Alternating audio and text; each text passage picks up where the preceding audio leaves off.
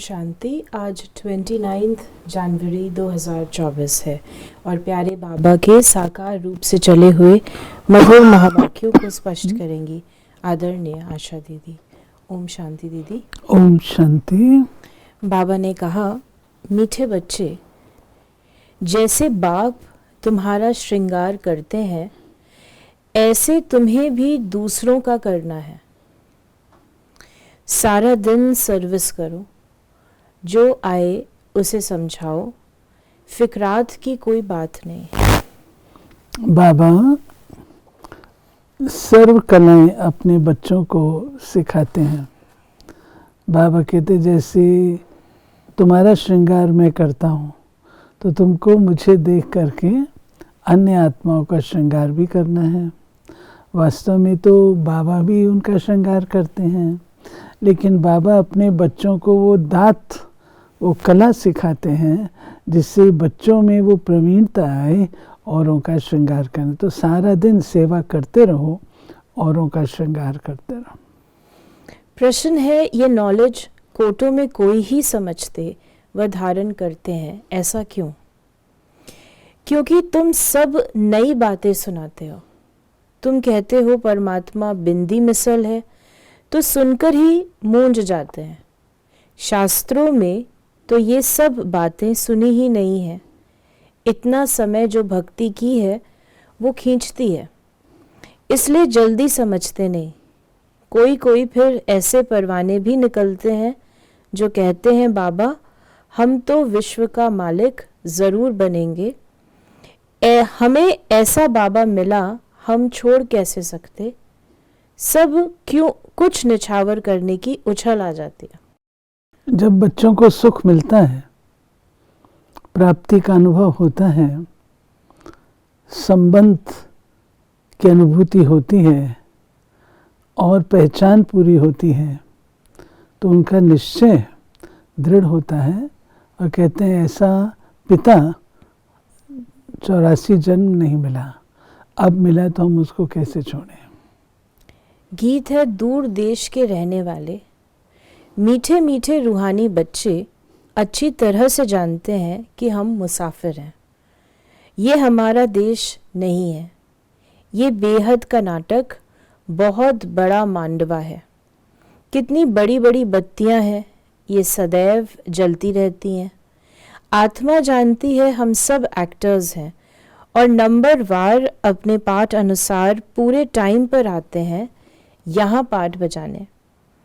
पहले पहले तुम वापस घर जाकर फिर यहाँ आते हो।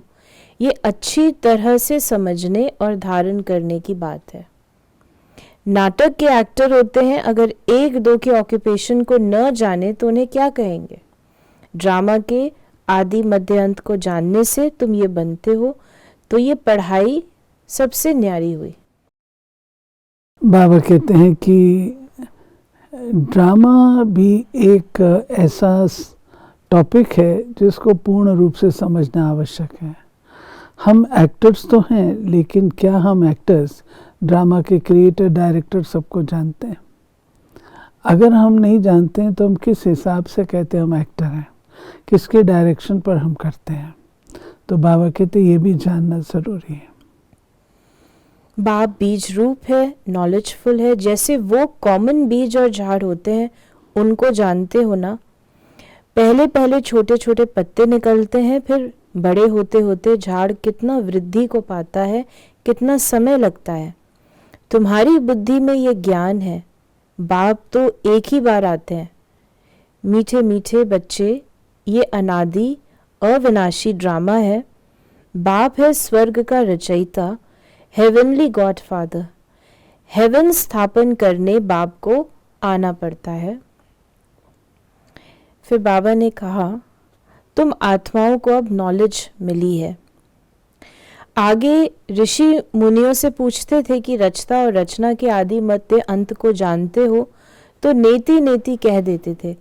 बाकी जबकि वो भी नहीं जानते तो परंपरा से कैसे हो सकता है। ये सब बातें अच्छी तरह से धारण करनी है, भूलना नहीं है।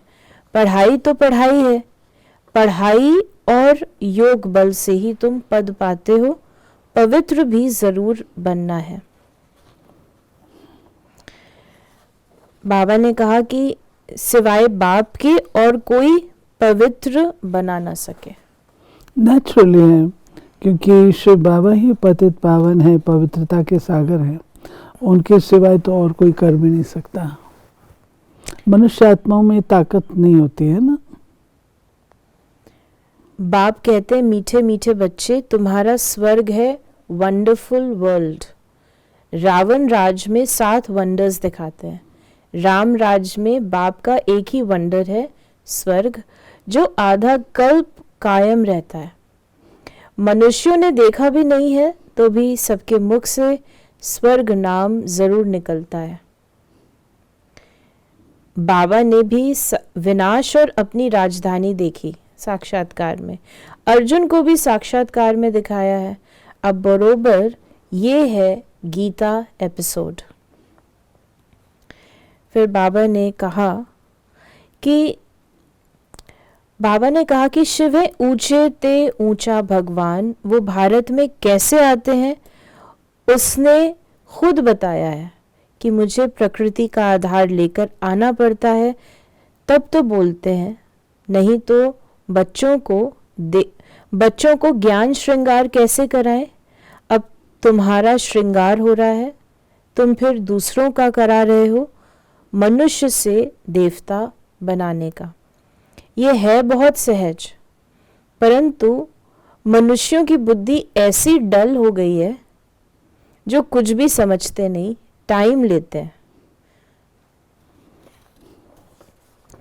फिर बाबा ने कहा कि बाबा कहते हैं, बच्चे मेरी बुद्धि में सारे झाड़ की नॉलेज है, सो अभी तुम भी समझ रहे हो। बाप जो समझाते हैं वो बहुत एक्यूरेट है। 1 सेकंड न मिले दूसरे से, कितनी महीनता है। तुमने कितने चक्र लगाए हैं। ये ड्रामा जू मिसल चलता है। एक ही चक्र को 5000 वर्ष लगते हैं। उसमें सारा खेल चलता है, उनको ही जानना है। फिर सतयुग के लिए बाबा ने कहा, वहाँ गाय भी फर्स्ट क्लास होंगी। जैसा आपका पद वैसा फर्नीचर वैसा मकान। ये बाबा ने जो कहा है, ये मकान तो ऐड है। ये बाबा कहते हैं फर्नीचर, बाबा कहते हैं प्रकृति को, कि जैसे आप होंगे वैसे ही आपको सुख सुविधा उपलब्ध होगी।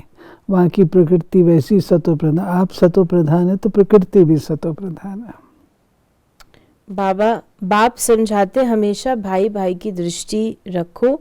भाई से हम बात करते हैं, फिर क्रिमिनल दृष्टि न जाए। बाबा जो मुरली चलाते हैं वो खजाना है। जब तक बाप दे तब तक तुम बाप को याद करते रहो। याद से ही तुम एवर हेल्दी बनते हो। चुप होकर बैठने से भी बहुत फायदा है। मन मना भव, इसका अर्थ भी कोई नहीं जानते।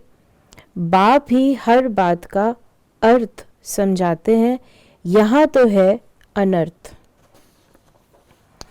फिर बाबा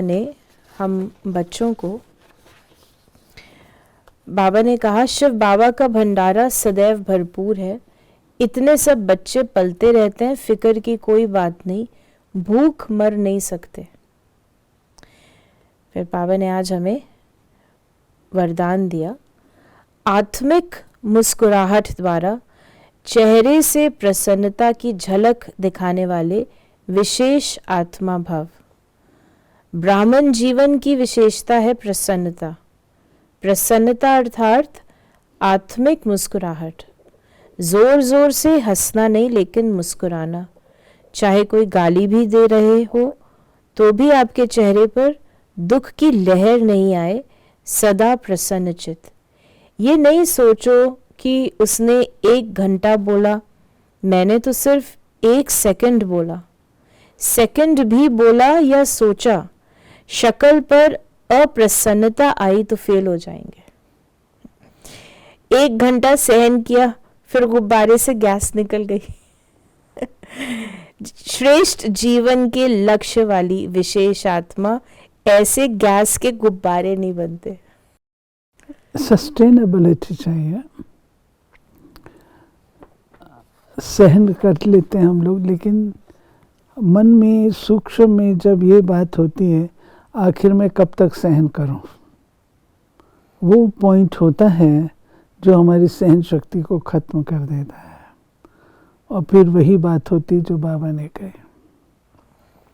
स्लोगन है, शीतल काया वाले योगी स्वयं शीतल बन दूसरों को शीतल दृष्टि से निहाल करते हैं।